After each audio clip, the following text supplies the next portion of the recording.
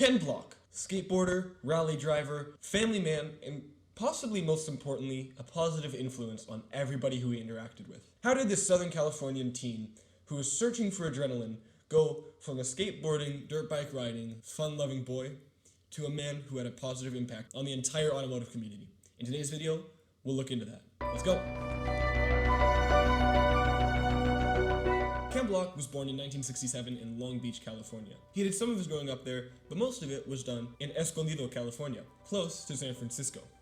He moved there when he was a young teen. Funny that it's named Escondido though. Ken Block himself said that after moving, he felt like they went to the middle of nowhere instead of somewhere else. And Escondido means hidden in Spanish. So, he was kind of hidden from the world. Just kind of a fun fact, thought I'd throw that in there. Anyway, Block went to high school in Escondido and made some good friends there. The way he put it, moving to Escondido, quote, ended up being a very big impact on my life because I grew up around what ended up being a lot of professional skateboarders, snowboarders, and surfers. These people, who, by the way, he knew up until the day he died, ended up being a major impact on his life. See, before moving to Escondido, Block loved BMX riding and skateboarding, so he already had a bit of a penchant for looking for an adrenaline rush. These people who he went to high school with ended up wanting to do the same things and searching for the same adrenaline rush. And through these connections he made, these people started influencing him to try and sharpen his skills, become better at what he did, which led him to see an interesting and unique part of a market that he would later corner with DC shoes. But we'll get into that in a minute. After high school, he and his friends decided to move to Breckenridge, Colorado, in hopes of getting closer to the center of the snowboarding industry, because some of them aspired to go pro.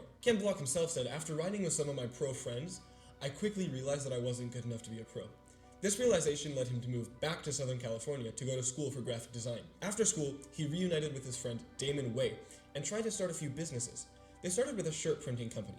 Now this was in the early 90s when punk rock was kind of a fad at the time, and that really pushed a lifestyle of going all out, living on the edge, which was kind of the thing that Block and his friend were trying to sell. Now the 90s was also the time where the skateboarding and snowboarding industries was full of a bunch of small brands scratching and clawing for market dominance. Block was one of these brands, but he had a couple of connections. See, because when he lived in Escondido, he made friends with these people who would later go on to start these snowboarding and skateboarding shops, so he had a pretty good place to sell his products. And this was all thanks to his parents moving to Southern California, the epicenter of the skating industry. Now, as I said, they started selling their shirts and other merchandise at their friends' shops. Block loved this. He had a bit of an itch, you might say, for entrepreneurship. He was really good at it. He had become inspired by the amount of success he had found. Even though it wasn't huge, it was enough to push him to follow that route.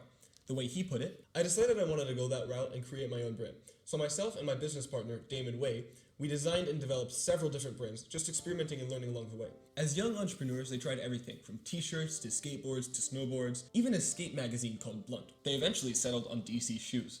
Block said that DC just took off and grew so fast that we got rid of everything else and just focused on DC.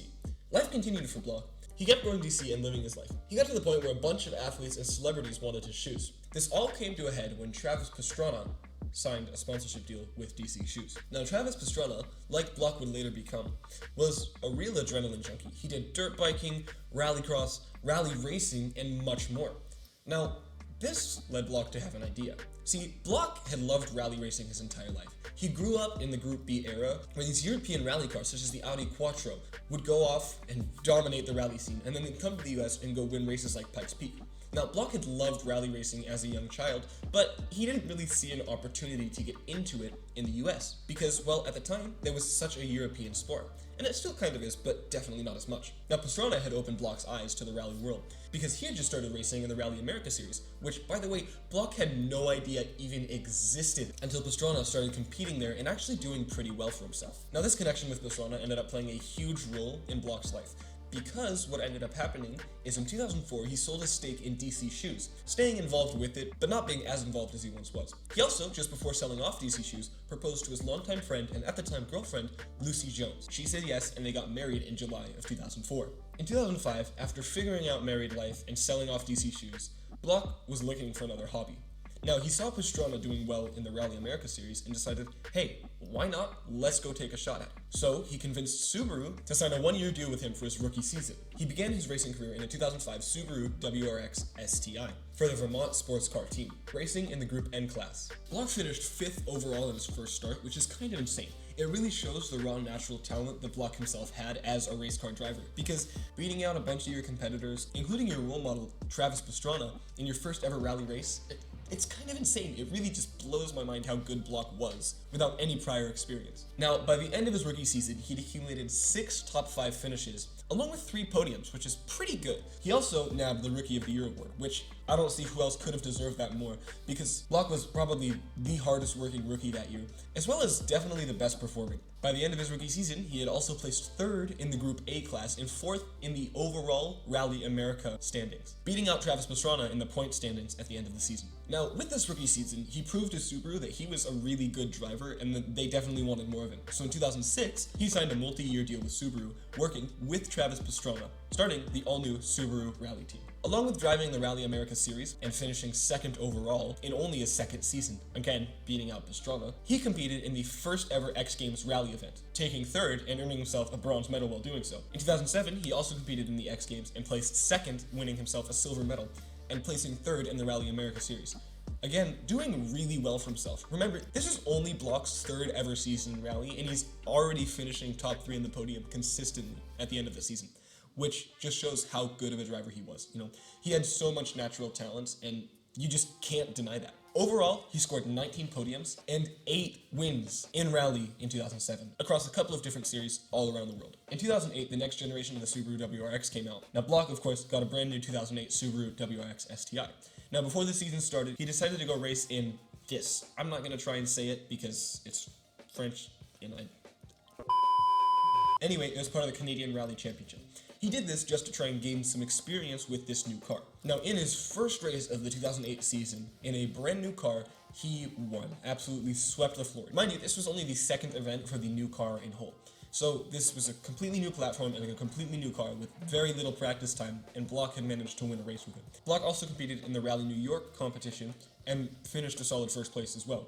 He also competed in the X Games in 2008 and tied for 3rd, earning himself yet another bronze medal. Now, in the Rally America Championship, he finished 2nd overall again. Now, in 2009, he kept competing in Rally, racking up even more wins and even more podiums, and kind of just going insane. In 2009, he also filmed the legendary original Gymkhana video, which went insanely viral even though it was done amateur and with not great equipment. Now, this is where Block gained a lot of notoriety. Personally, this is where I first heard of him. Now, not in 2009, I think I was a little bit older. My dad showed me this video a couple years after it was filmed, and I just remember feeling this insane amount of excitement for this type of driving. I had never seen anybody drift like that, or go off these jumps and do these insane things that, quite frankly, the only time I had ever seen it was with monster trucks. It just really inspired me, and everything from the little flames coming out of the exhaust pipe to all of the insane drifts that he did, he really touched a lot of people with this. And that video is probably part of the reason why I'm a car guy today and why you're watching this video. So, it's pretty cool to see the impact he had with just that video. Now, 2009 also marked his very last year with Subaru.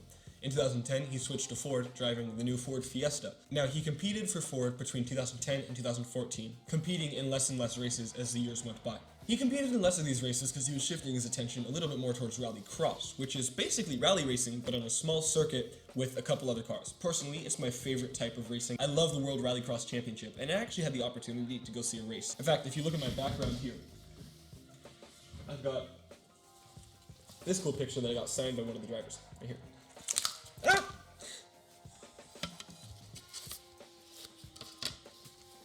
There, all good.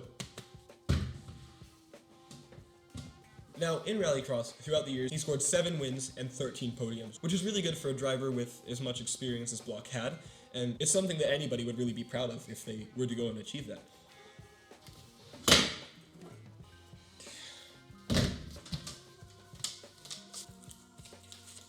Oh, you freaking piece of garbage. Just work. I should never have touched it.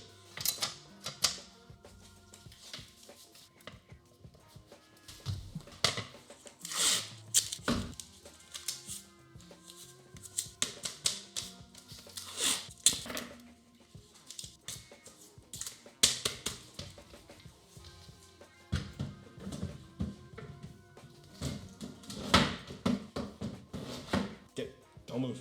Stay. Sorry about that. Back to the video. Overall, he scored a total of 7 wins and 17 podiums, which is something that really anybody would be proud of. Now, his highest point standing was strong 2nd place at the end of the 2014 Rallycross season. Now, I haven't talked much about Ken's most influential project, and that's because I was saving it towards the end. So, arguably, his most influential project was Hoonigan. Now, Hoonigan was founded in 2010 by Ken Block as the Monster Racing team, sponsored, of course, by Monster Energy. The white ones are the best. Now, they raced from 2010 until 2017, nabbing a few wins and podiums here and there, even nabbing series championships in multiple divisions, and showing up in many video games, including the Forza Horizon franchise, which is my personal favorite. But that's not what most people know Hoonigan for.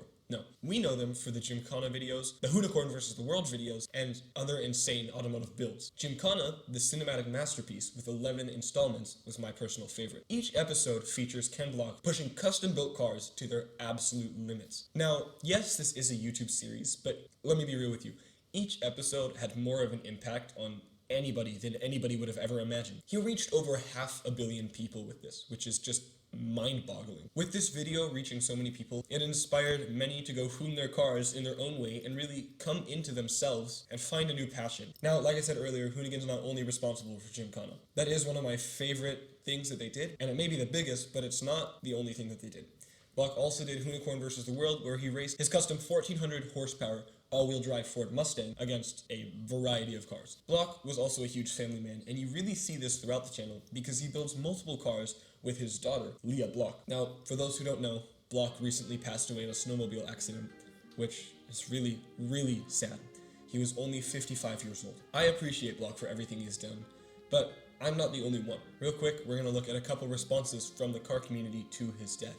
Now, bear with me, this is gonna be a little bit sad, and I hope I don't make you cry, but if I do, I'm sorry. We'll start with his daughter. She made a response video just a couple days after he died. In it, she stated that she lost her best friend.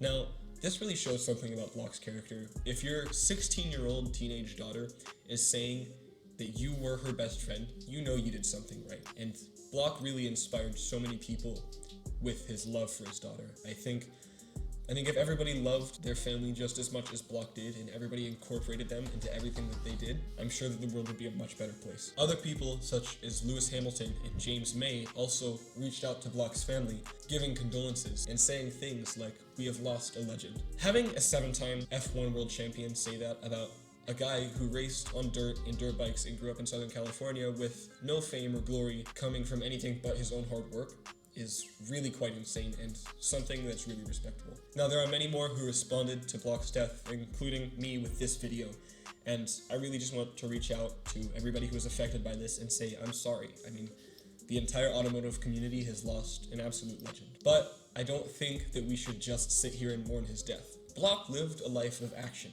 He lived a life of doing, not just sitting around.